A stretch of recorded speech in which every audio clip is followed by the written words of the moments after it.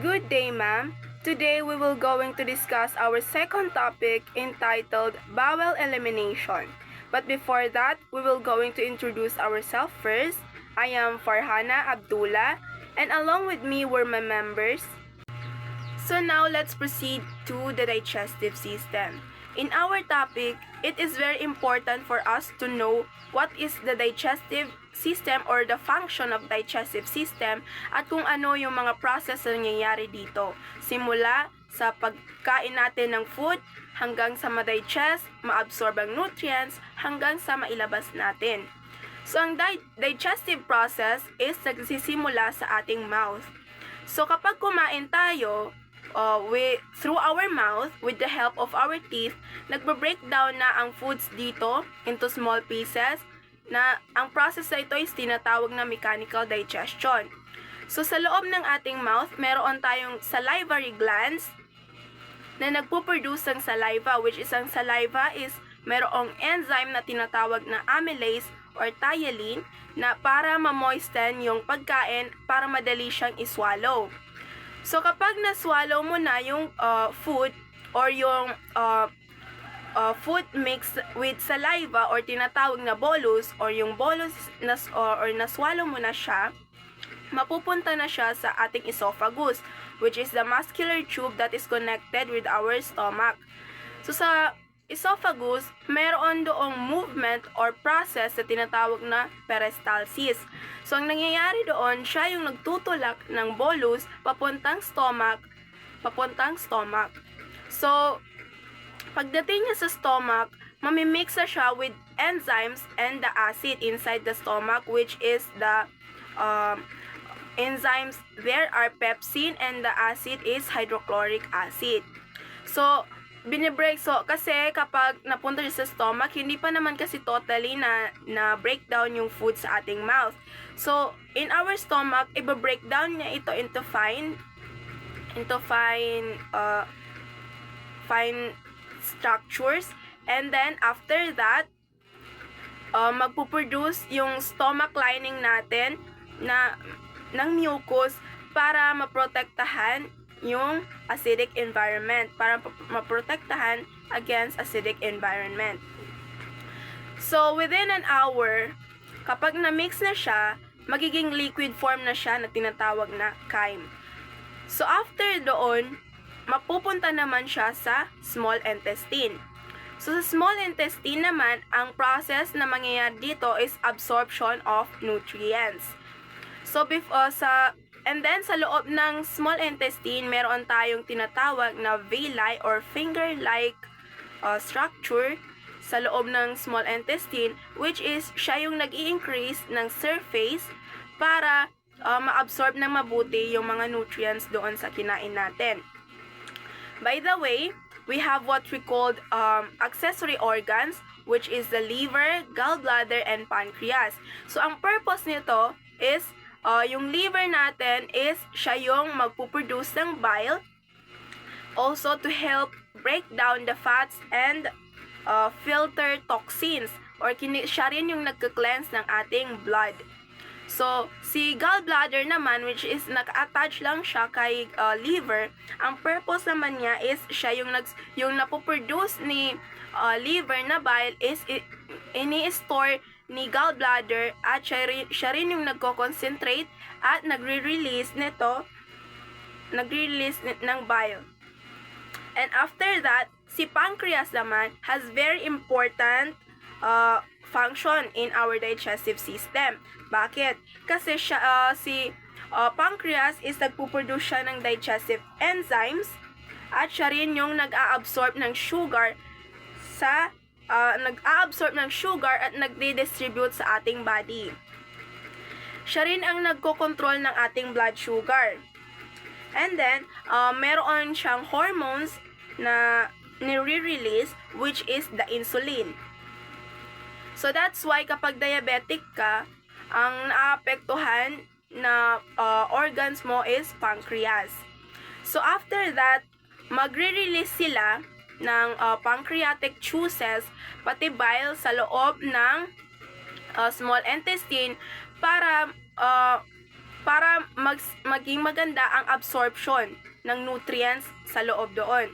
So after that, kapag na-absorb na ang mga nutrients sa small intestine, which is the carbohydrates, protein, or other nutrients, and then mapupunta naman siya sa large intestine. So sa large intestine naman is doon na mapupunta yung waste products. Ang gagawin naman niya is i-absorb naman niya yung water and electrolyte doon. And then doon din matatagpuan yung mga trillion of microorganism na tinatawag na microbiome para i-absorb yung mga iba pang nutrients na hindi na-absorb ni small intestine. So kapag na-absorb na yun lahat ni large intestine, mapupunta na siya sa kay rectum, which is doon na sa store yung waste product. And after that, connected naman si rectum sa kay anus, which is doon na lalabas yung waste product. So let's proceed to the factors affecting of bowel elimination or yung pagdudumi ng isang tao. So the first one here is the age. Age must be of a certain age or physically maturity to be able to control your bowels. Humans can also lose control of their bowels after a certain age. So alam natin yung mga bata is hindi pa sila totally matured.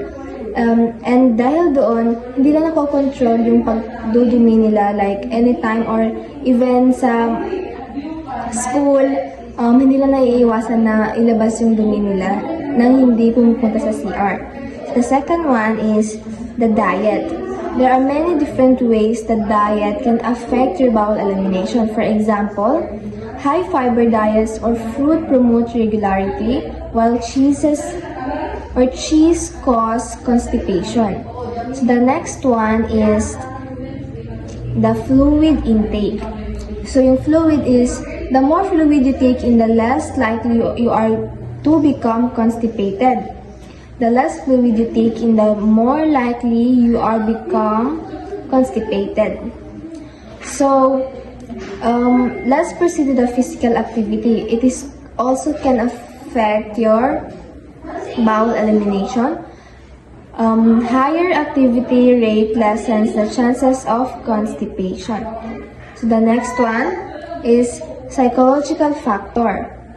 Usually the source of ulcerative colitis or Crohn's disease. Also, depression causes peristalsis to decrease.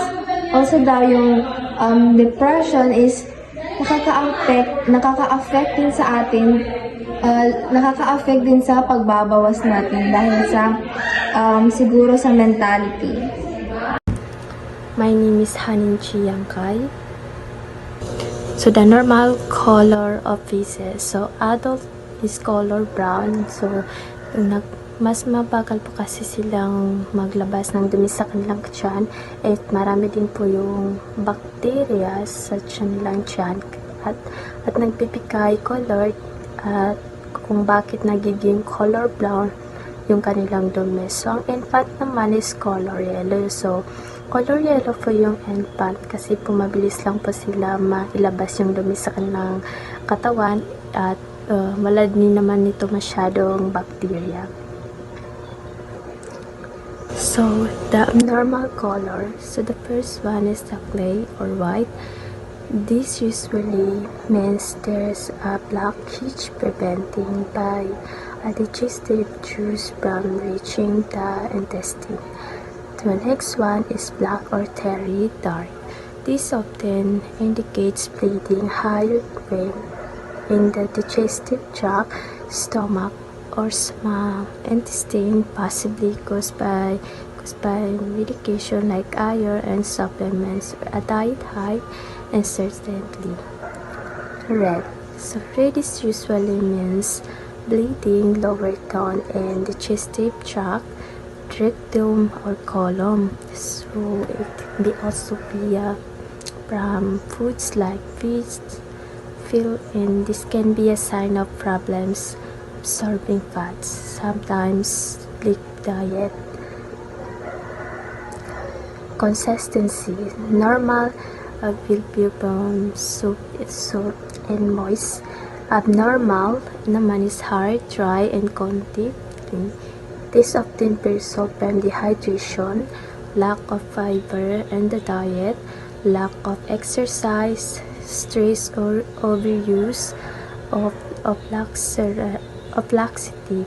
It becomes the intestine that remove efficiently. So diarrhea, so this is the opposite of intestine to moving quickly. So, good morning, ma'am. My name is Naira Yuoting. So, I'm going to discuss the abdominal distension. And when we say abdominal distension, it is a condition that ang ating abdomen is nakaka-feel full and tight. So, ito yung nagkukos ng mga paglaki ng tiyan na hindi siya normal, mga bloating siya. So, yan siya. Then, the cause ng abdominal distension naman is when we see the yung masyadong malaki yung long bed siya, like malaki yung tulog mo sa higaan. So, may cause siya na maging bloating ka or tsaka pagka sakit ka ng long period of bed can slow the paresthesis. So, the cause niyan is kapag masyado kang babad sa tulog is may possible na maging bloating ka or magkasama. Ang paresthesis mo is mag-slow siya ng function. Tsaka nagkukos din siya ng pagbaba ng paresthesis. So, the second slide, flatulence, also known as a flatulence as a gas. I refer to the build-up of the gas in the digestive system, which can lead to abdominal distension. Although it is a normal body process, a diet or digestive condition might worsen it. So, flatulence is nagkakos siya ng discomfort, distress. So, madaming cause ang flatulence sa atin kasi marami siyang disease. Kasi minsan kapag nauutod na lang tayo sa tabi-tabi is may possible na nahihiya tayo. Pero hindi yung siya kasi may disease siya or may process siya para maiwasan natin na mautod sa mga public place.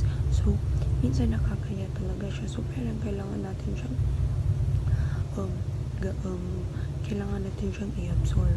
So, para maiwasan natin yung mga discomfort or mga nangyayari sa labas na hindi na rin maiwasan na pala tayo, flatulence. So, yun lang. By the way, my name is Naira Yuoting.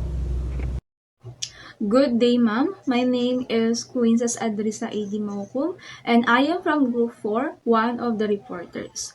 So, ngayon is I'll be discussing yung mga dahilan na nakakaapekto sa pagdumi. So, yung pinaka-common o yung first one is yung mga personal habits natin na kapag natatay tayo. So, at kadalasan is pagpigil sa pagdumi. Now, which is kasi, may mga ibang tao kasi na kaya nilang tiisin yung dumi nila basta't wag lang silang mag-CR kung saan-saan. Kung saan sila nasanay na magdumi, doon talaga sila. Kaya nila pinipigilan yung dumi nila. And also hindi sila comfortable na kung saan kailangan na nilang maglabas ng dumi sa CR na iyon. So, minsan pinipigilan ng isang tao talaga ito. And also, ano ang mangyari kung pipigilan ito? So, ang possible na mangyari is tumigas or talagang mangyari is tumigas at natutuyo ang dumi. So, dapat, nagiging masakit itong ilabas. Kasi, dry siya. And then, nagiging sanhi ng matinding pagtitibi or the constipation na kung saan palaging pipigilan is pwedeng mawala yung natural na pagnanasa sa pagdudumi. And also, paano ba natin ito ma-avoid? So, dapat ugaliing dumumi kapag nafe-feel mo na na kailangan na talagang ilabas. And also, uminom ng maraming tubig na para hindi mapanatili para mapanatili yung lambot ng dumi, para hindi ka mahirapan ito ilabas. So, and also kumain ng mga pagkaing mayaman sa fiber tulad ng prutas, gulay, at whole grains. So, meron naman tayo tinatawag ditong positions. So, ito naman yung mga proper position sa pagdumi. So, basically, yung pinaka-common is yung pag-upo, which is gamit ang inidoro. So, parang, yun yung pag-upo. And the second one is yung pinaka-natural position is yung pag-squat. Kasi, yung squat position is parang pinapalakas niya yung rectum na maglabas ng dumi dahil parang inaayos nito nito ang tamang posisyon ng bituka. And aside from that is aside from the proper positioning sa pagdumi, is meron din tayong mga tips para mapadali ang pagdumi and also para hindi tayo mahirapan mahirapan. So, the first one is gumamit ng maliit na bangkito, which is yung bangkito na yon is doon mo ilalagay yung dalawang paa na itaas ang paa habang nakaupo sa inidoro. Parang doon mo siya ipipesto. So, iwasan ang pag-upo din ng masyadong tuwid o nakahiga habang dumudumi. So, we have naman na yung sakit, which is yung pain, na nakaka-apekto sa pagdumi. So, bakit nga ba madalas sumasakit or nararamdaman, parang may something na nararamdaman kayo na sakit kapag dumudumi kayo? So, isa sa mga dahilan, it's either meron kang almoranas, which is yung almoranas na yon is parang namamagang ugat sa puwetan, which is sa anus area, na nagdudulot ito ng sakit at pagdurugo. And the second one is the operasyon sa puwetan, which is, ang sugat kasi mula sa operasyon is maaari magdulot ng sakit tuwing dudumi or tuwing dudumi. So, meron tayong operasyon sa tiyan din also, which is ang pananakit sa tiyan ay maaaring mag-cause ng takot sa pag-iri, kaya nagiging cause ng constipation. So, paano ba natin to ma-avoid na itong mga pain na ito? So, para mapadali yung paglabas natin ng dumi. So, uminom ng maraming tubig upang mapanatili yung lambot ng dumi para kapag maglabas is hindi matigas at hindi ka mahirapan. And also, kumain ng pagkaing mayaman sa fiber na para hindi tumigas ang dumi. So, and also gumamit ng pampalambot ng dumi o laxative kung ito is recommended ng doktor. And also gumamit ng cream para sa almoranas if possible na meron, o maligo sa maligamgam na tubig para mabawasan yung sakit na nararamdaman mo. Next one is meron naman tayong tinatawag ditong pregnancy. So, pagbubuntis at pagdumi. So, paano ba nakaka-epekto ang pagbubuntis sa pagtunaw ng pagkain? So, ang posisyon kasi ng sanggol is pwedeng pumigil sa normal na galaw ng bituka. Kaya bumabagal ang panunaw kasi dahil sa kakulitan ni baby or sa posisyon ni baby. And also, ang mga pagbabago or yung pagbabago sa hormones ay pwedeng magpalambot ng mga kalamnan ng bituka. And kasi ang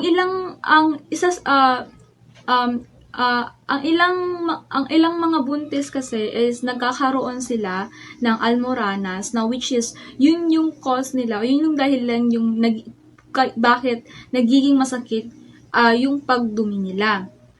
And also, paano ba natin ito maiwasan? Maiwasan ang constipation. Paano maiwasan ang constipation habang buntis? So, dapat a suggestion is dapat uminom ng maraming tubig, kumain ng food na mayaman sa fiber tulad ng prutas at gulay. And also maglakad. Okay, maglakad o gumawa ng maglakad or mag-exercise, yun siya. And, mayroon din naman tayong tinatawag ditong the surgery anesthesia or yung operasyon anesthesia at ang epekto nito sa pagdumi. So, bakit nga ba nahihirapang dumumi pagkatapos ng operasyon? So, meron tayong tinatawag na anesthesia, which is yung anesthesia na iyon is gamot na ginagamit para patulugin sa operasyon para hindi mo maramdaman yung pain ng operasyon. So, parang pinapabagal kasi nito yung paggalaw ng bituka. And yung gamot sa sakit naman is ang ilang painkillers ay parang nagiging cause ng constipation. And also, kakulangan sa galaw. Ang sobrang pagpapahinga kasi is pagpapahinga matapos ang after sa operation is pwedeng nagbabagal sa pagtunaw ng pagkain. So, paano ba mapabilis ang pagdumi matapos ng operasyon? So, ito yung mga several tips or suggestion para mapadali or para papabilis ang pagdumi after ng operasyon mo. So, isa sa mga tips is maglakad-lakad kapag kaya na, and also uminom ng maraming tubig, pinaka-recommended yan siya, and also kumain ng kumain ng pagkain mataas sa fiber, and also kumonsulta ka sa doktor if need or kinakailangan na gumamit ng pampalambot ng dumi para mapadali yung paglabas ng dumi galing sa puwetan mo. And also, meron naman tayo tinatawag ditong medications or gamot. Ito yung mga gamot at pagdudumi. So, yung paano nga ba nakaka-epekto yung gamot sa bituka?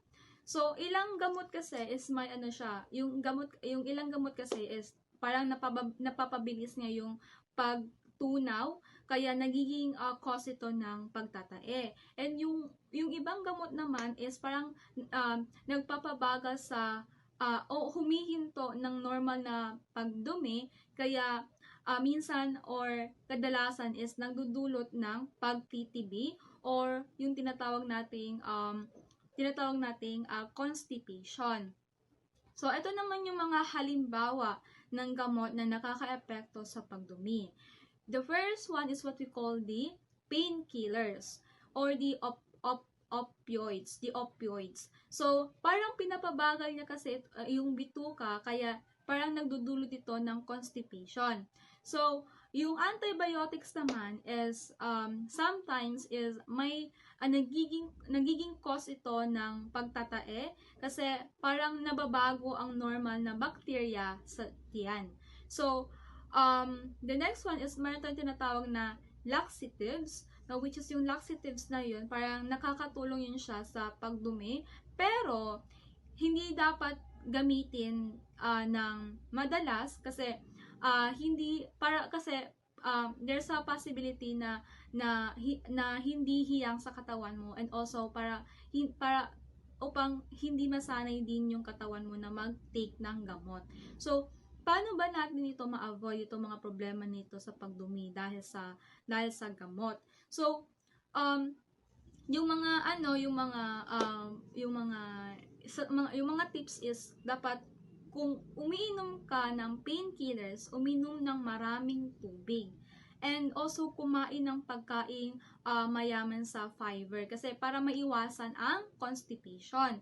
So, yung second naman is isang tips naman is yung kung may pagtatae mula sa antibiotics is dapat kumain ng pagkain na may probiotics tulad ng yogurt. And also, gumamit lamang ng laxatives kung recommended ito ng doktor sa iyo. So, meron naman tayong tinatawag dito, or yung pinaka-last is what we call the diagnostic test. So, example ng diagnostic test is like yung colonoscopy, yung x-ray, yung CT scan, yan siya. Is bago mo ito maisagawa is ay itong mga diagnostic test na ito is nangangailangan ng pag-aayuno o yung NP or itong mga parang limit lang sa food ba bago ito isagawa, bago mo ito maisagawa. So, dahil walang pagkain sa tiyan mo, dahil ikaw ay ginalimit mo yung sarili mo na magkain ng marami, parang bumabagal o humihinto ang pagdumi. So, ang epekto ng pag-aayuno or tumaga pagpa-fasting, like parang limitahan mo lang yung katawan mo is parang bumabagal ang galaw ng bituka. Yun yung effect niya. Parang bumabagal yung galaw ng bituka dahil walang pumapasok na food sa katawan mo. And also, nawawalan ng likido ang katawan, which is yung mga body fluids natin. Kaya, mas nagiging matigas ang dumi. And, matapos after mo may sagawa yung mga diagnostic test na iyon is makakaranas ka ng difficulty sa pagdumi.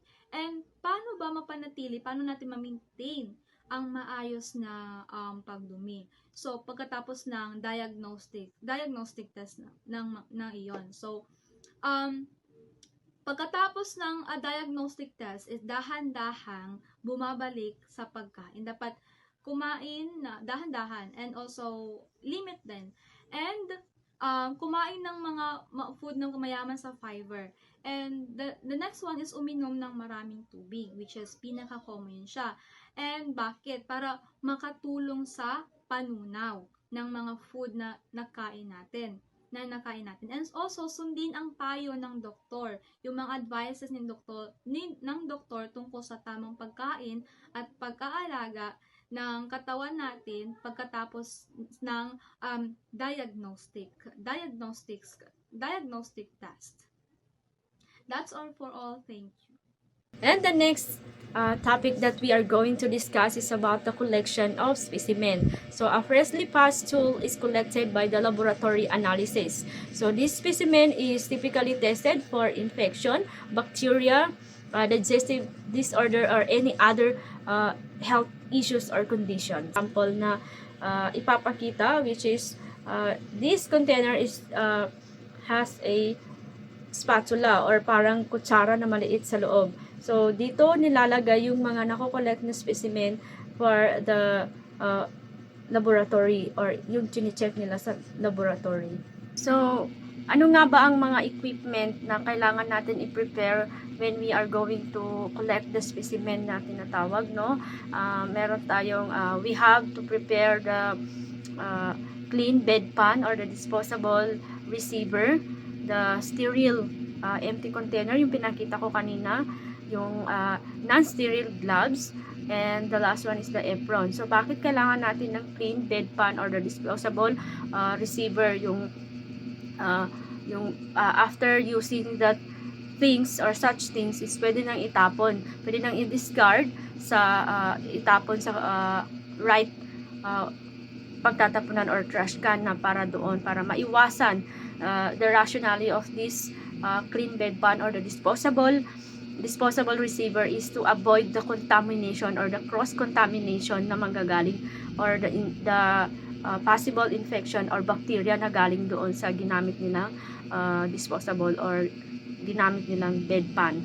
So, kaya mas maigi na disposable na lang para after using that, pwede nang i-discard. So, the next one is the sterile empty container, yung pinakita ko with the small spatula or the small spoon na nakalagay sa loob.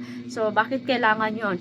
Kailangan natin ng sterile empty container sa pag-collect ng specimen is just because iwasan din natin yung contamination or makontaminate yung stool or yung urine na nandun or specimen. So, kailangan maigi na nakasara yun after malagay natin yung stool na nakolek or specimen. So, that's why kailangan natin yung empty container na yun or sterile. Kasi kapag sterile is avoid na prevent na natin yung spreading of the bacteria.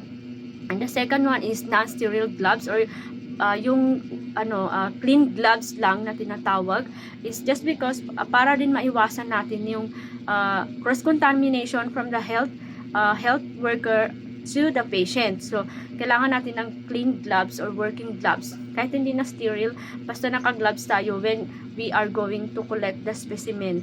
And the last one is yung apron. And the rationale of the apron, using apron is help us to prevent yung pagtalsik ng any specimen. If ever nabuksan natin yung kunin natin yung nandoon sa empty container na yon, is kapag naka-apron tayo, mapiprevent natin yung matalsikan yung mga damit natin, which is we are avoiding the cross-contamination also and avoiding the spreading of the microorganisms or bacteria. So, let's proceed to the procedure of the collection of the specimen, no? So, the first one is make sure the privacy and the dignity of the patient. So, kailangan nating, bakit kailangan natin ng i-secure yung privacy ng ating client or ng ating patient? So, kasi kapag nag-collect tayo ng patient is, privacy nila yun, nasa private part nila yun nang gagaling. So, kailangan natin ma-secure na sa private place or area nila gagawin yon. So, the next one is wash hands with soap and water. Kailangan natin maghugas, kailangan natin i-apply yung hand hygiene or hand washing procedure or the standard precaution ng ating standard precaution as a health worker to avoid the cross-contamination from health worker to the patient. And the third one is to put on or to assemble. The third one is to assemble the all necessary things before collecting the specimen. So, kailangan prepare na yung empty container, kailangan prepare na yung apron natin, prepare na yung gloves natin.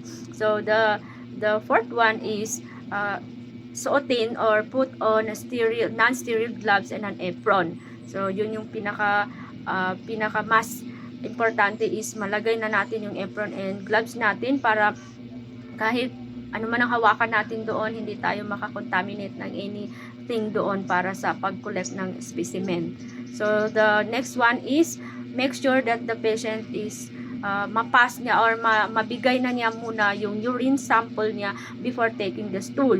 So, yun. And ask the patient if comfortable ba siya sa ginagawa or sa procedure na gagawin sa kanya. So, the next one is ask the patient to defecate into bedpan or receiver or kung comfortable ba siya sa bedpan niya, or if the patient is incontinent or hindi siya mapalagay or a sample can be taken from the bed linen. Kumbaga, hindi siya comfortable magkuha ng kanyang specimen doon sa area kung saan i-guide siya. So, pwede siyang kuha ng specimen in the bed linen. So, use the integral spoon in the sample pot to collect enough feces to fill around the quarter of the specimen pot.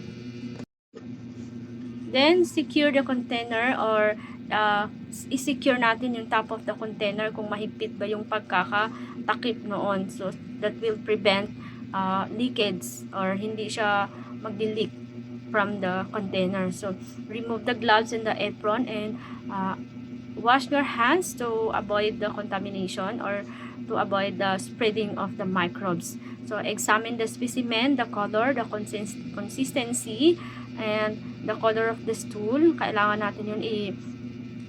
natin yun i-check as part of the nursing assessment. So check the color, check the consistency, check the color of the stool for the nursing assessment, and label the sample and complete the microbiology form, including any act.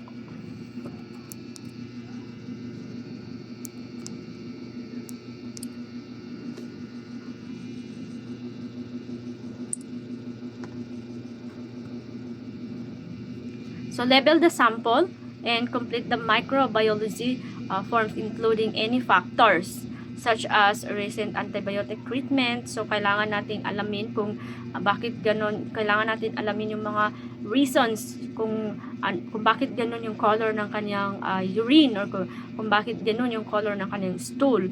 So suspected food poisoning, malalaman din natin doon kung nagkaroon ba siya ng food poisoning. So put the sample specimen in the sample bag. Kailangan natin i-secure doon sa sample bag yung specimen, and send the sample to the laboratory as soon as possible para mas ma-check yung kung ano ba yung result ng specimen natin na na-collect natin, and document the procedure in the patient's notes para alam natin if ever na mag-follow up sila doon sa mga resulta ng kanilang specimen check-up, is meron tayong mapapakita sa kanila na references ng kanilang pagpa-check up ng kanilang specimen or pag-collect natin ng kanilang specimen. So let us proceed to the ova and parasites. So supplies nito is clean plastic stool cup. So before we are going to discuss about the ova and parasites, alamin muna natin kung ano ba itong ova and parasites. So ano nga ba itong ova? Ova means egg, and parasites are tiny organisms, living things that can live in the human body, often in the intestine, and cause diseases. So yung parasites, no, maliliit lang siya na microorganisms na pwedeng mabuhay sa ating mga katawan, na pwedeng maging reason na magkaroon tayo ng diseases or ng sakit. So when doctors order an ova and parasites or ONP test, they are checking a stool. So dito, pag sinabi ng doktor na kailangan nilang i-check yung ova or ONP natin, is yun, kailangan natin mag-submit ng stool sa laboratory analysis. So or poops, ganyan, or sample to see if there are ito yung gustong makita ng doktor, yung parasites, worms, or protozoa na tinatawag, and parasites, eggs, or ova. So these tests can help us to find out someone has a parasite infections, which often causes diarrhea. So kapag na-notice or nalaman ng doktor na meron protozoa or ova or parasite sa ating mga katawan, is usually or commonly symptoms is yung diarrhea. Yung pagtatai, kumbaga, meron tayong parasitic infection, which often diarrhea, stomach pain, weight loss, or other digestive problem.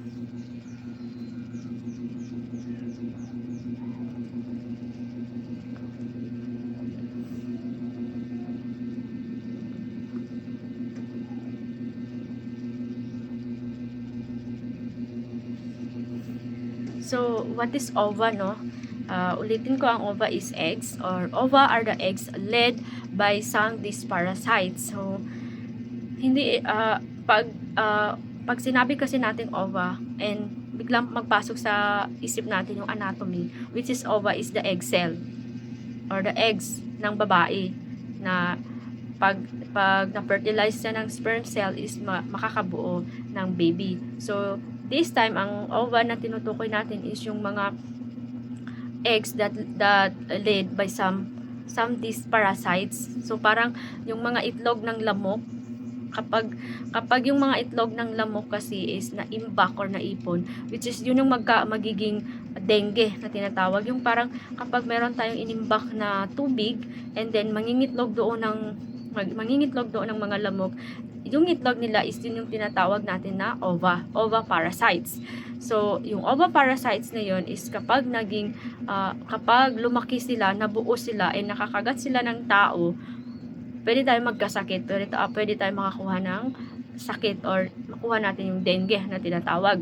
So, yun yung oviparasites, no?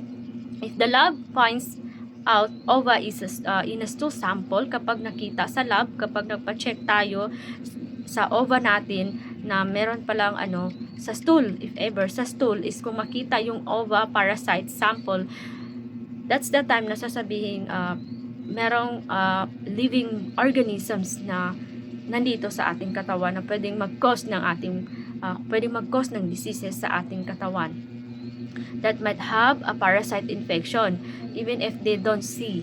So, kahit hindi natin makita actual yung parasites na galing dun sa ova or galing dun sa eggs. Kasi usually the ova from the mosquitoes na nagdadala ng dengue is hindi naman natin talaga nakikita. Hindi natin alam na yung lamok na yon is meron siyang oviparasites na dala or isa siyang dengue. So, hindi natin nakikita yon unless magpa-check tayo, magpa-collect tayo ng specimen, and then doon pa lang malalaman kung ano yung naging sanhi, naging reason why nagkasakit tayo ng ganon. So, paano ba how people get parasites, no? Paano nakukuha ng mga tao yung parasites na tinatawag? How do people get parasites, kumbaga? So, unang-una yung pag-inom ng tubig, no? Yung tubig na hindi malinis, yung contaminated water. I don't think so kung sa iba yung mga tap water kasi minsan hindi malinis yung tubo na dinadaanan. Kaya minsan nagtataka tayo kasi yung mga water department or water district kumbaga is nagkakaroon sila ng monthly cleaning sa kanilang department, or nililinis nila yung bawat tubo na dinadaanan ng mga tubig na nakukonsume natin. So, para may mga chlorine. So, nililinis nila yon para maalis yung mga parasites, para maalis yung mga oviparasites na nandoon, naninirahan doon sa tubig na yon, para malinis yung makuha natin or mainom natin or makonsume natin ng water. So, eating undercooked food, especially meat or fish. So, yun, isa rin yun sa mga dahilan kung bakit nakakakuha tayo ng oviparasites or yung tinatawag na parasites. Kaya minsan, niisip natin ba't bigla tayo nagkakasakit. Healthy naman yung mga foods natin.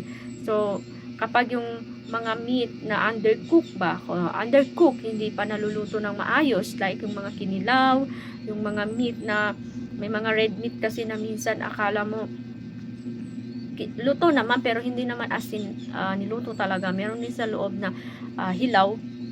So, matatawag natin na undercook pa yun siya. Pero minsan may kumakain din ng ganon. So, minsan doon din nanggagaling mga parasites kasi buhay pa yung mga microorganisms na nandoon.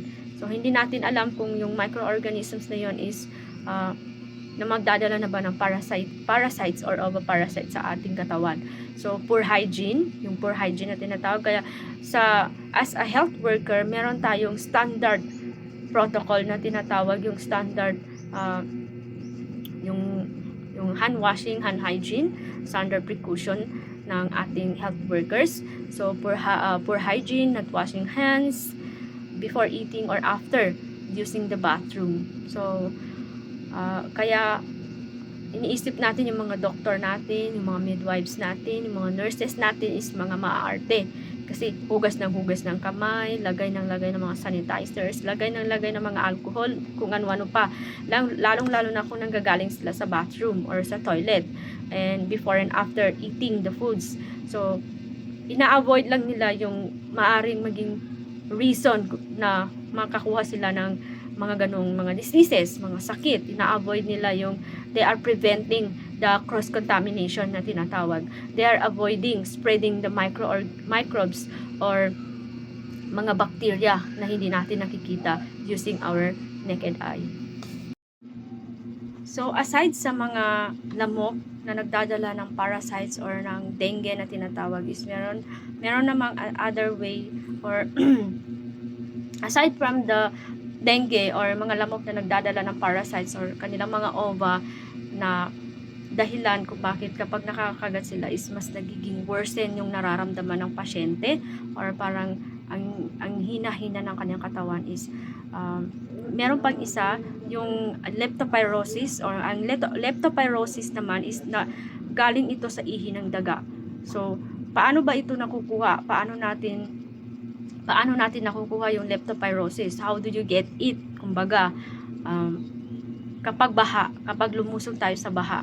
Kasi yung baha na, lalo na yung galing sa mga bahay-bahay na baha, yung dumadaan pa sa maraming kabahayan na baha, yan yung pinaka-prone na mayroong leptopyrosis or ihi ng daga. Leptopyrosis is a bacterial infection caused by bacteria called Leptospira. Leptospira, it is a zoonotic disease, meaning spreads from animals to humans. So from animals to humans daw ang sinasabi dito sa leptopyrosis na to. So commonly is from daga talaga, from the rats.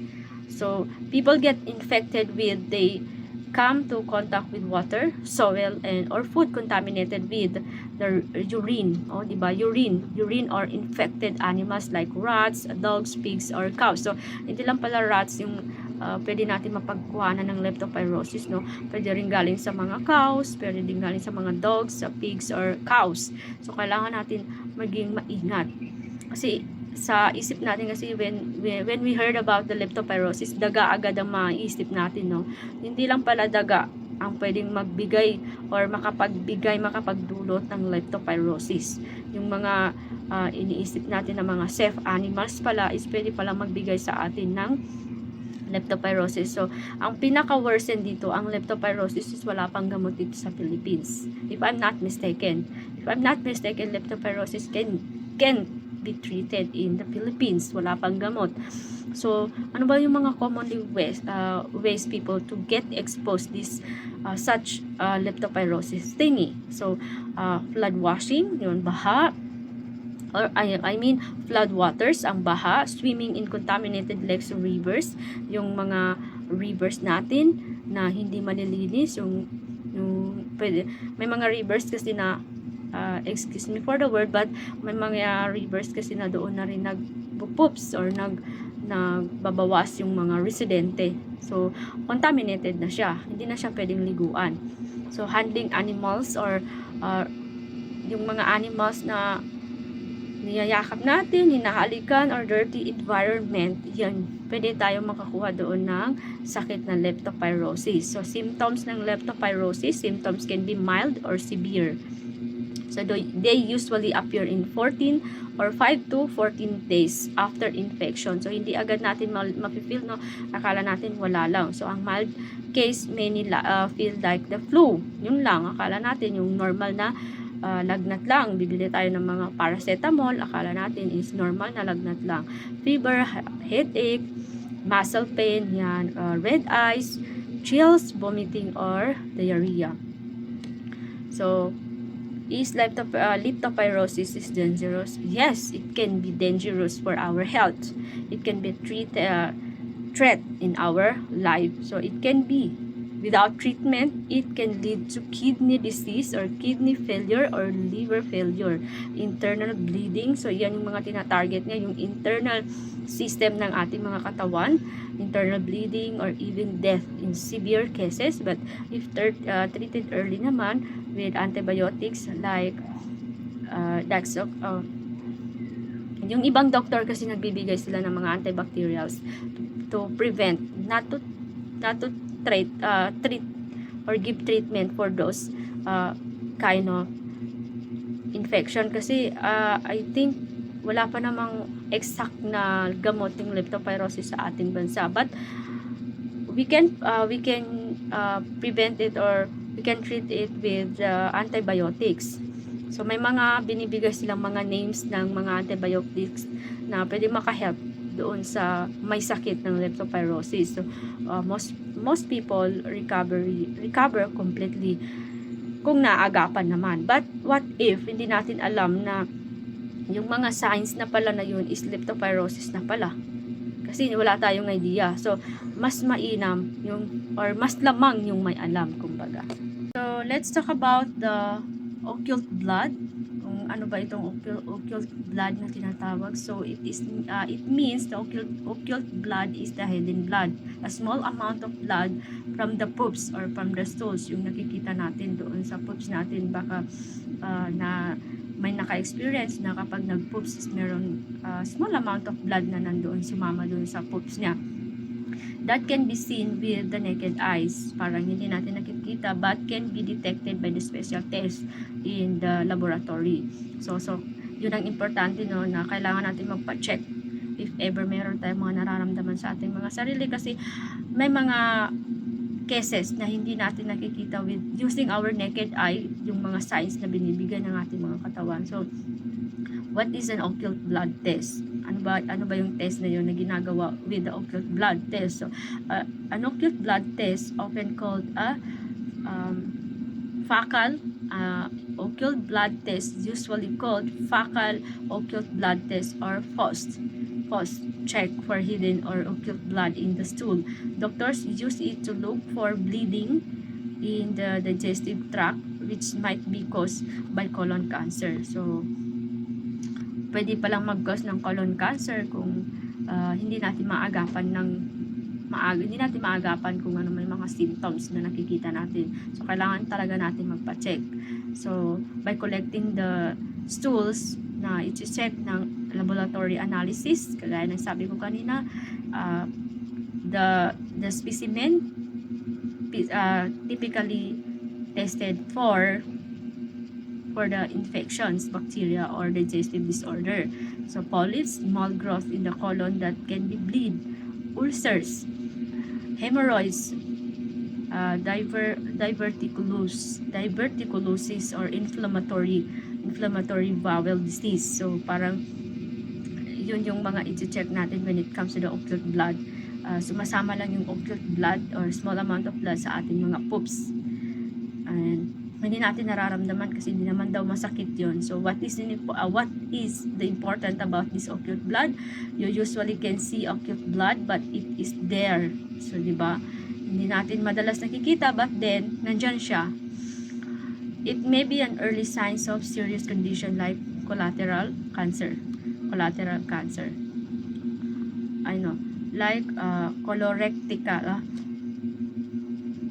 colorectal cancer as well. So ulitin ko, what is the next importance about occult blood? So you usually can see occult blood but it is there. So it may be an early signs of serious condition or serious health condition, which is like colorectal cancer. So kailangan talaga natin magpa-check, no, if ever na meron tayong mga nararamdaman sa ating mga katawan, wag baliwalain. So how is the test done? So again, using the specimen collection, you collect a small stool sample in the special container kasi para yun sa stool, and the sample is tested in the lab using the best food or yung using the Guayek best post or fecal hemochemical test. So if occult blood is found, more tests like colonoscopy may be needed. Colonoscopy may be needed to find where the bleeding is coming from.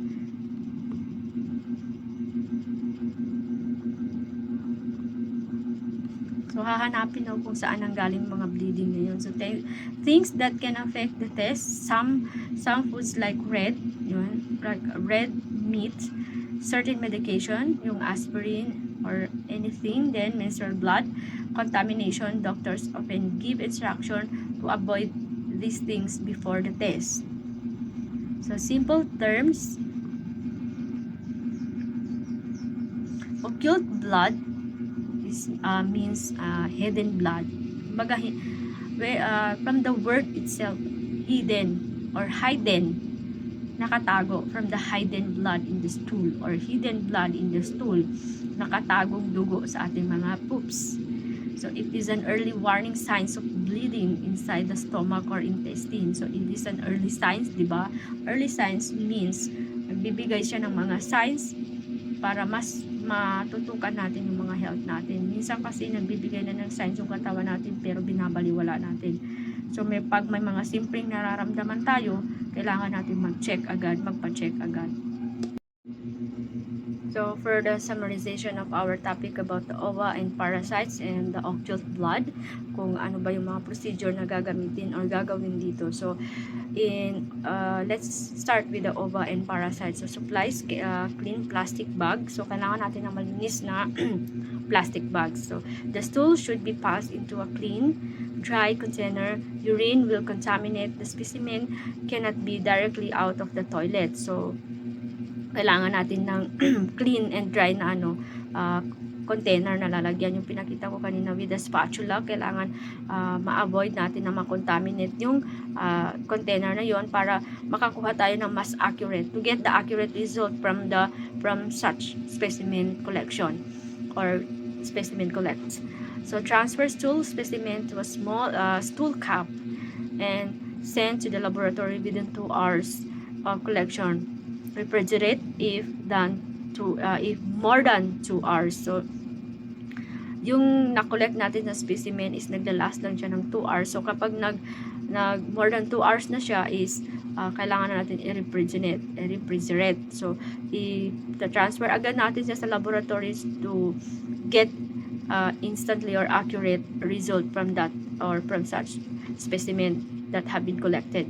And for the occult blood or ang tinatawag na hidden blood na sumasama sa ating mga poops na hindi natin nakikita agad-agad. So transfer stool, specimen stool cup, transfer stool to the specimen stool cup, di ba? So transfer to lab, yun, ganun yung process, no? Ita-transfer natin yung stool specimen sa stool cup, yung may mahigpit na takip para maiwasan yung leakage. So and then transfer to laboratory. And note, if using wooden applicator, kapag gumamit tayo ng yung kahoy na applicator doon, kapag kumuha tayo ng sample doon ng specimen or ng stool, is if using wooden applicator stick to transfer stool, do not leave stick in the stool container. Specimen will be dry out. So, pwede siyang mag-dry kapag iniwan mo yung kahoy na yun or yung wooden stick na yun doon sa loob ng specimen container. So, kapag nag-transfer tayo ng any specimen or ng stool, transfer na natin, kunin natin yung do not leave the wooden stick inside the container with the stool or with the specimen. Kunin natin yung stick and then discard and then takpan ng maigi yung specimen. So, that's all. Thank you for your time, ma'am. Good morning, and again, I am Jamil Norain. So, the next one is constipation. So, what is constipation?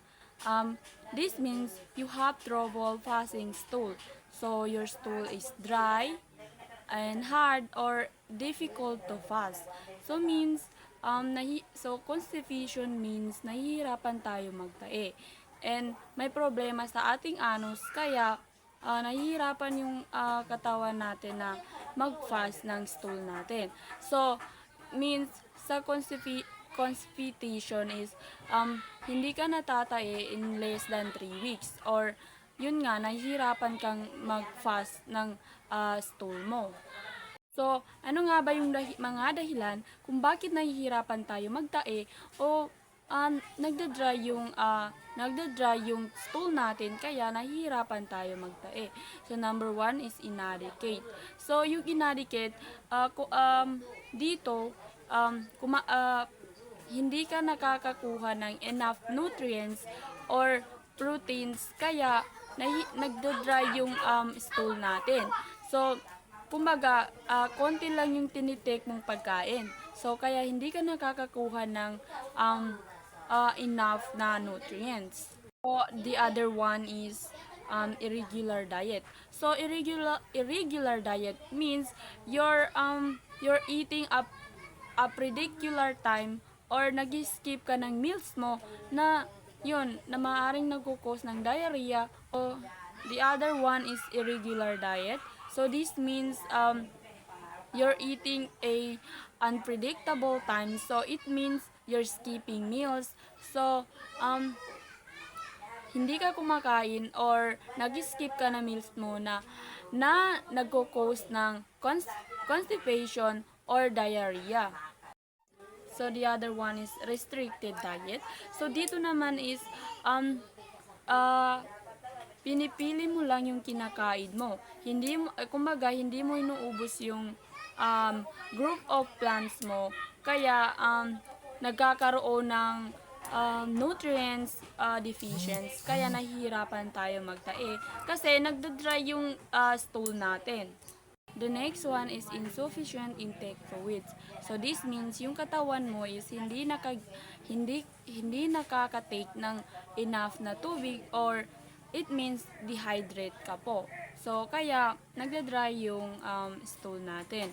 So this means hindi ka umiinom ng tama. So the next one is habit pattern regarding timing. So ito na yung pag-skip mo ng meals. Ito na yung pag-skip mo ng meals, hindi ka and dehydrate ka, and hindi ka kumbaga hindi ka gumagawa ng activities para ma-reduce mo yung mga stress mo. So the other one is lack of exercise. So all of us naman alam kung ano yung meaning ng lack of exercise. Means hindi ka nag-e-exercise po. So yan po is kabilang yan sa nakaka-influence para mahirapan po tayo magtae. So the other one is emotional upset. So dito naman is you feel tired, sad, and depressed kahit wala ka naman ginagawa. Kaya naapektuhan yung health mo. So the next one is overuse of laxatives, suppositories, and enemas. So what this means? So it means kung nasobrahan ka ng sa paglalagay ng mga liquid or medication na nakakatulong sa pag-movement ng ating rectum. So yan po yung ibig sabihin nun. So the other one is surgery of intestine and rectum. So kapag so this means if kumbaga sa rectum natin, so or sa anus natin is may surgery po doon. So yan po yung marahil na dahilan kung bakit nahihirapan po tayo mag-passing that stool natin. So and next is malformation and obstruction of colon. So parang same lang yan ng surgery of intestine and rectum, kasi dito is parang it means is yun, may medication na po sa ating katawan, kaya nahihirapan tayo magtae. So the next one is systematic disorders. So the next one is systematic disorders. So this means may problema po sa ating organs or sa nervous system natin, or yung iba is nakukuha na yun sa genetic natin. So may pinagmanahan yon. So yan po yung ibang nagko-cause kung bakit nahihirapan tayo magtae. So the next one is hemorrhoids and other lesions of end canal. So dito is kapag nagkakaroon ng irritation ng ating katawan sa simula ng kapag pregnancy ka is nakukuha mo doon. So yan po yung ibig sabihin nun. So the other one is use of certain drugs. So drugs means gamot. So pwedeng ma-influencean yung pagtatay natin kapag nasobrahan po tayo ng pag-take ng gamot or mga pills. So the other one is extensive use of tea and coffee. So ito, this means kapag po nasobrahan tayo ng pag-iinom ng mga tea or ng kape.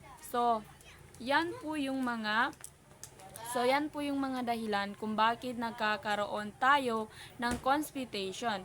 So, the next one is prevent and management. So, yung prevent and management, ito yung mga paraan or mga paraan para makontrol or maiwasan natin yung mga ganitong pangyayari. So, number one is healthy drink. So this means is having an enough knowledge or may sapat kang kaalaman para maiwasan itong mga pangyayari. And may knowledge ka kung paano mo yun maiwasan. So next is adequate intake of diet and fluids. So dapat balance yung kinakain natin at dapat hydrated po tayo. So, the next one is adequate intake of fiber in diet. So, means marami kang tinitake na vegetable or foods kasi dito nakaka-absorb ang ating katawan ng nutrients. So, the next one is establishing a habit patterns. So, dito nagkakaroon ka nag-a-apply ka ng mga activities or minamanage mo yung ginagawa mo para maging healthy ka. So, next is relaxation. So, and next is privacy, posture, and exercise. So, dapat may exercise, dapat nag-e-exercise po tayo para maging healthy po ang ating katawan at maiwasan yung constipation. So, the last one is use of laxatives, suppositories, and enemas. So, dito dapat tama yung paggamit natin ng mga medication and hindi tayo ma-overuse. So, the next one is diarrhea. So, diarrhea, ito yung pananakit ng ating stomach or kung paano nagre-react yung ating stomach sa mga kinakain natin. Kaya, madali tayong matae. O every minutes natatae tayo or even a seconds. So, yan po yung meaning ng diarrhea. So, ano nga ba yung dahilan? Bakit nagkakaroon tayo ng diarrhea? So, number one is food poisoning. So, it means, nagkakaroon tayo ng diarrhea dahil sa kinakain natin. And, kaya dapat alam natin kung ano yung kinakain natin kasi, maybe may bacteria dyan. So, yan po yung nagkukos ng nagkakaroon tayo ng diarrhea. So, number 2 is intestinal infection. So, this means kapag may problema na sa ating intestine, kaya tayo nagkakaroon ng diarrhea. And the next one is allergies to certain foods and fluids. So, dito naman is kapag may allergies ka sa isang pagkain at hindi ka nakaka-take ng enough na tubig. So, kapag may allergies po tayo is dapat iwasan na natin para ma-prevent din yung pagkakaroon ng diarrhea. So, the next one is medication like antibiotics. So, dapat kapag nagtitake ka ng antibiotic, hindi ka ma-overuse kasi isa yan sa dahilan kung bakit nagkakaroon tayo ng diarrhea. So, one is inflammatory bowel disease. So, this means kapag may problema sa ating digestive system. So, yan po yung isa pong dahilan kung bakit nagkakaroon tayo ng diarrhea. So, ano nga ba yung mga symptoms kapag may diarrhea ang tao o kung ano ba yung mga nararamdaman mo kapag may diarrhea ka. So, number 1 is intense urge to defecate. So dito, familiar na tayo dito. Most of us know na kung may diarrhea is madali po tayong natatae. So yan po yung ibig sabihin ng intense urge to defecate. So number one, the next one is abdominal cramps. So yung pananakit ng tiyan natin. So common na po yan kapag may diarrhea ang isang tao. So the next one is nausea. So ano ba itong nausea na to? So, ito is, yan na po yung nararamdaman natin kapag kumain po tayo ng masasamang pagkain.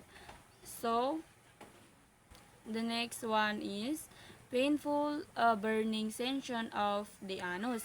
So, kapag nakakaramdam tayo ng sakit sa ating anus. So, the other one is anal soreness. So, kapag may nararamdaman po tayong parang na-irritate yung anus natin, so yan po yung ibig sabihin ng anal soreness. So parang magkapareho lang sila nung inflamed skin around anus, kasi nakaka-feel po tayo ng irritation or parang kumakati yung anus area natin.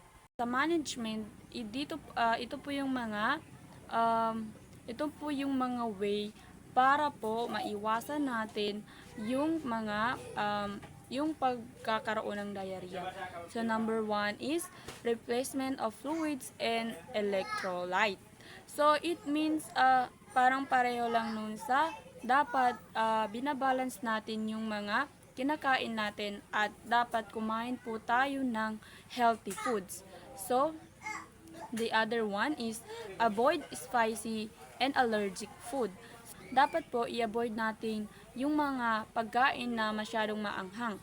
So yung mga allergy, kung dapat i-avoid din natin kung saan na pagkain ka may allergic. So the next one is make arrangement of use of bed, fan or commode. So yung bed fan, it means ito po yung dapat nakahanda ka na or meron kang ganito, kasi yung bed fan po is ito po yung ginagamit ng mga taong nahihirapan magtae or mga taong hindi difficulty to stand. So number one, the next one is care of skin. So dapat inaalagaan natin yung skin natin. So adequate rest, dapat meron tayong enough na rest. So psychological support, dapat po if necessary magpa-therapy po tayo. So the last one is medication like antidiarrheal. So this means pwede po tayong mag-take ng medicine na pwedeng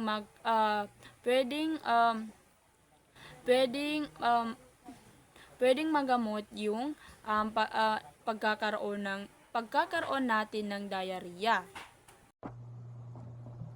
So, good evening. First, let me introduce myself. My name is Jehan Baganian. So next, the Bristol Stool Chart is a medical tool used to classify human feces into 7 categories based on shape and consistency.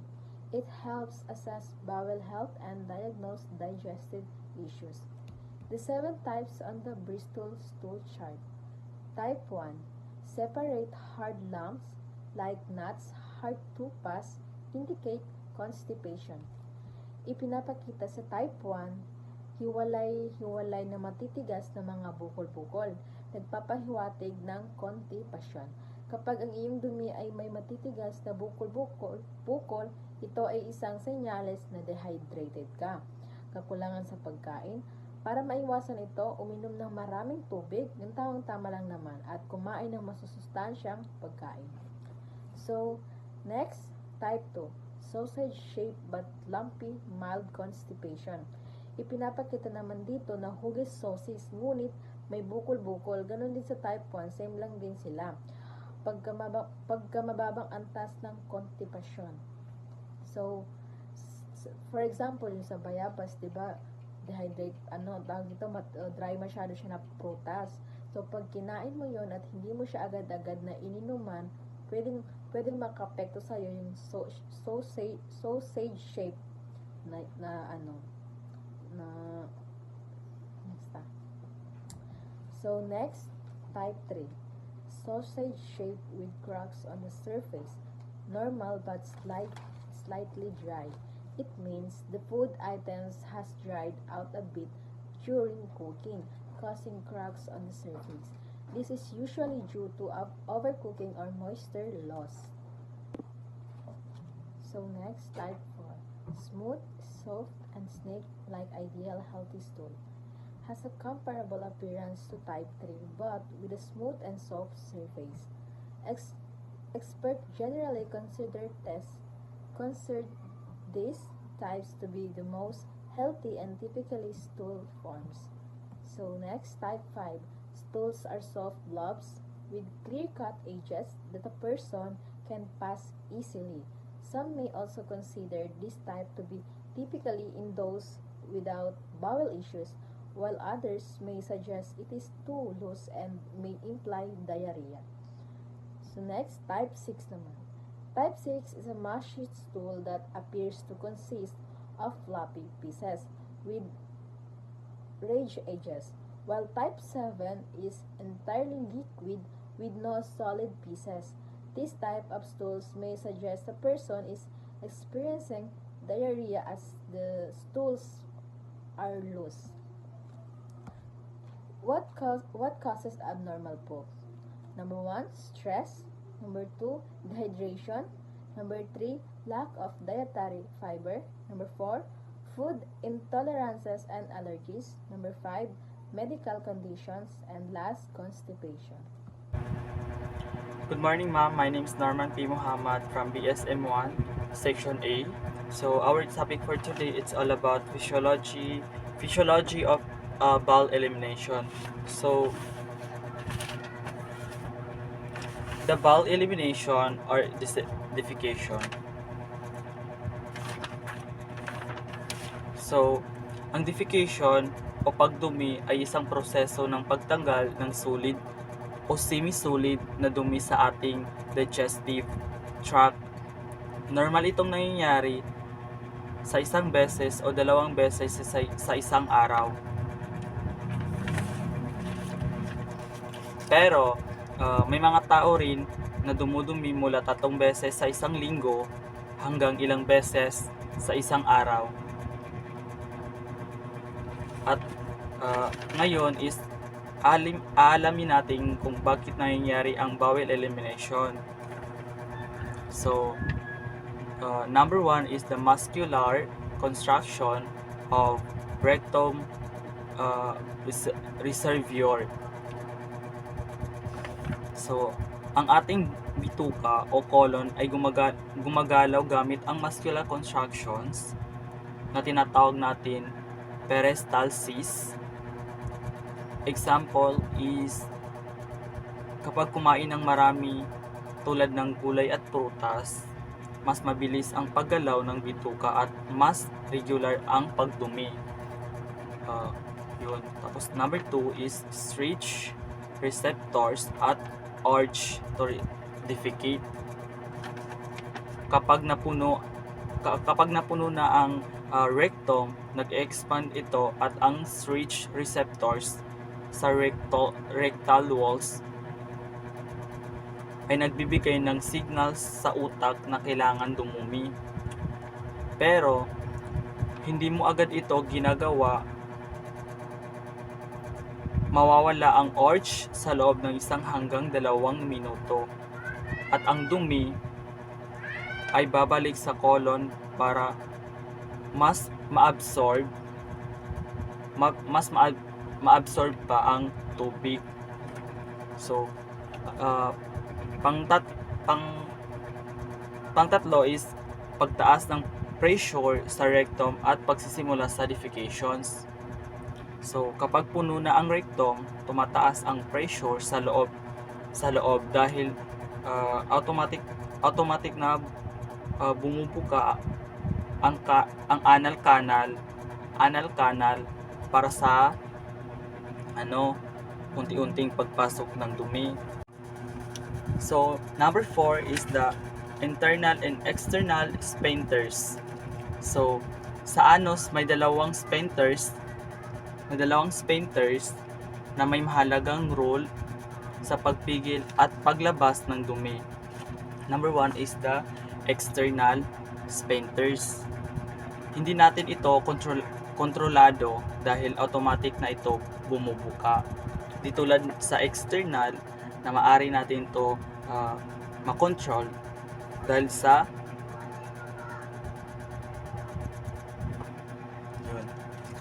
external naman is external sphincter. Ito ay kaya nating kontrolin, pwede nating pigilan ang dumi kung wala pa tayo sa tamang lugar.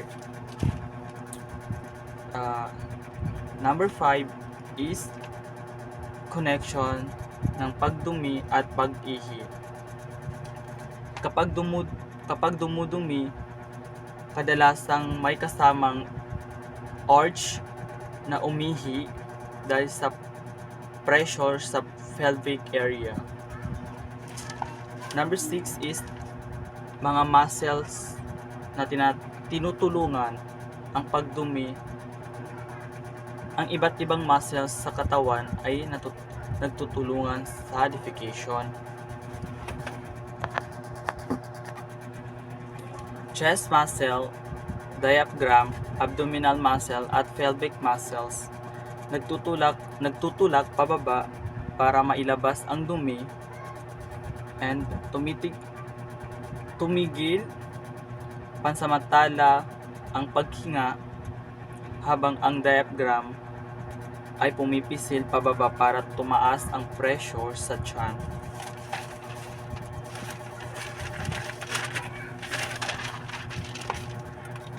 Tumataas din ang blood pressure at bumababa ang blood flow mula sa puso habang dumudumi.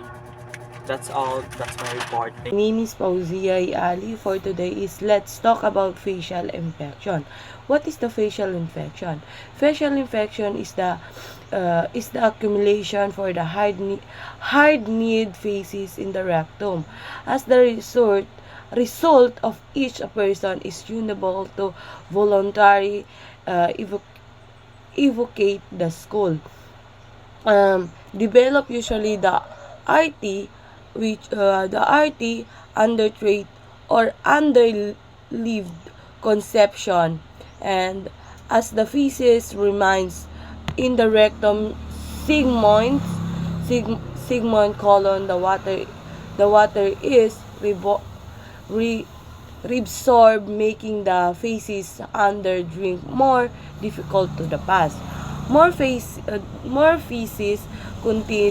contain to the produce, which is the accumulate into the colon proximal to the impact holes. Yung facial infection, ito na yung parang nahihirapan na tayo magdumi sa ating mga rectum. Ito yung mga seryosong kondisyon kung saan ang isang malaking or matigas na masa ng ating mga dumi ay nahulog sa ating rectum na hindi maaaring ipasa ng natural. Ito ay kadalasang bunga ng matagal nating pag-constipate. Oh, yes. Ito na yung matagal na tayong matagal tayong maglabas ng mga dumi natin at nahihirapan ang ating rectum na maglabas nito. And feces build up to the rectum. Si feces ang magbibuild nito sa ating mga rectum. And as the poop says to the rectum and sigmon, yes po. And water gets absorbed, making to the poop even hard and deeper. More poop keeps getting made in the pills up in the colon above the stomach poop. This can cause discomfort, pain, and other problems. Yes po. Di ba po minsan po kapag hindi tayo nakakapagdumi, sumasakit ang ating tiyan, and minsan kapag hindi tayo nakapagpalabas ng ating mga dumi, parang hindi tayo comfortable sa ating sarili, 'di ba? Kapag minsan naman parang hangin siya na kailangan mong ilabas. One time na kapag pupo nung grade 12 ako, di ko alam kung bakit nagasakit ang tiyan ko. Yun na yung causes niya, yung masakit yung tiyan mo. Next is sign of symptoms. Ito na yung mga sign of symptoms niya. Number 1 is feeling fullness of rectum, abdomen. Yun na nga, yung mafe-feel mo na sa ating rectum at sa ating abdomen. Number 2 is willing for the tightness and bloating of abdomen. Yun na nga, lalaki yung ating, para bloating ang ating mga abdomen. And number 3 is sludge of defecation but the inability to the pass stools. Number 4 is feeling of malaise, general discomfort. Number 5 is loss of appetite. And number 6 is nausea and vomiting. Yes. The next is, ano yung management niya? Ito yung laxative, enema, and manual removal of tools, or which is digital evacuation, yon, or digital evacuation, yung manual removal of tools. And then facial incontinence. Facial incontinence is a involuntary elimination of bowel contents often associated with neurologic, mental, and emotional impairments. Ano nga yung facial incontinence? Ano nga yung facial incontinence? Ito na yung hindi natin sinasadyang maglabas ng mga nilalaman ng ating butika. Hindi natin siyang sinasadyang palabasin, pero kusa siyang lumalabas. Kadalasan kaugnayan nga ito, ang mga sakit nito, yun na nga yung sabi ko niya, neurologic or mental or emotional implements. Yes po. Ang causes naman ng facial incontinence is, ito na yung mga causes niya. Yung anal tears muscle damage. Yes, madadamage po yung ating mga tears muscles, and vaginal childbirth, and diarrhea, and tawag dito, IBD. Yung IBD. Yung IBD is, yun na yung stands for inflammatory bowel disease. Yun na yun. And Hazarmins disease. And then ang management nito is eat to 20 to 30 grams of fiber per day. Kailangan lang natin kumain ng 20 to 30 grams of fiber per day. And avoid caffeine and medication, aluminum, and lumetil. And kailangan natin mag-exercise and bowel training. Yun na nga yung yung management niya, kumain tayo ng 20 to 30 grams per day and avoid caffeine and medication, Imodium and Lometil, and mag-exercise tayo at bowel training. Yun na nga yung management niya. And